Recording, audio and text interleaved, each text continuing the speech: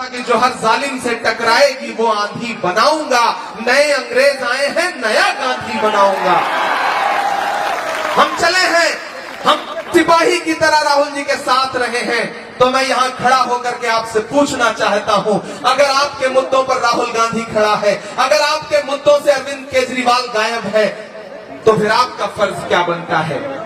अगर दिल्ली में जलती हुई दिल्ली की आग बुझाने के लिए राहुल गांधी खड़ा है, अगर संभल में राहुल गांधी खड़ा है, अगर हाथरस में राहुल गांधी खड़े हैं, अगर मणिपुर में राहुल गांधी खड़े हैं, अगर कन्याकुमारी में राहुल गांधी खड़े हैं, अगर कश्मीर में राहुल गांधी खड़े हैं, अगर डॉक्टर बाबा साहब अंबेडकर के संविधान को बचाने के लिए इस देश के हाकिम से आंख मिला के राहुल गांधी लड़ रहे हैं, तो फिर आप अपना वोट अगर किसी बहुरूपीय को देंगे तो आप अपने जमीर के साथ, अपने स्वाभिमान के साथ नाइंसाफी करेंगे। मैं आपसे अपील करने आया हूं और एक बहुत महत्वपूर्ण बात साथियों आपसे कहना चाहता हूं।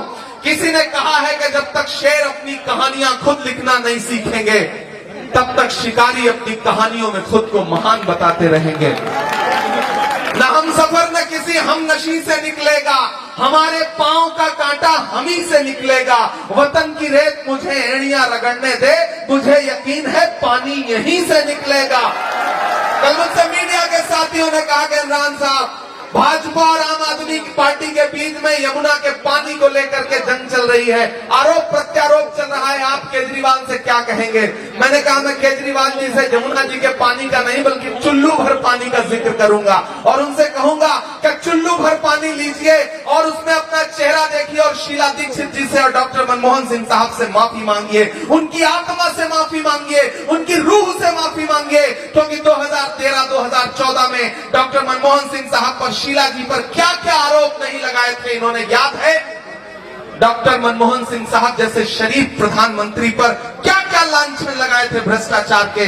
लेकिन बादली वालों, ऊपर वाले की लाठी में आवाज नहीं होती है। प्रकृति जब न्याय करती है तो बहुत खामोशी से करती है। डॉक्टर मनमोहन सिंह साहब जैसे शरीफ इंसान का बदला जब प्रकृति ने लिया, तो वही अरविंद केजरीवाल, वही मनीष सिसोदिया मुख्यमंत्री रहते हुए, उप मुख्यमंत्री रहते हुए भ्रष्टाचार के आरोप में जेल काट के आई। ये प्रकृति का इंसाफ था जो डॉक्टर मनमोहन सिंह साहब की आत्मा का इंसाफ लिया प्रकृति ने।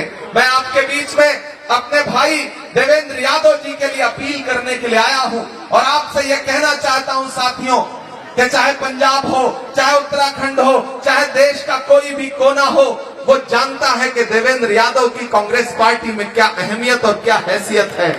ये बात आपको समझनी पड़ेगी।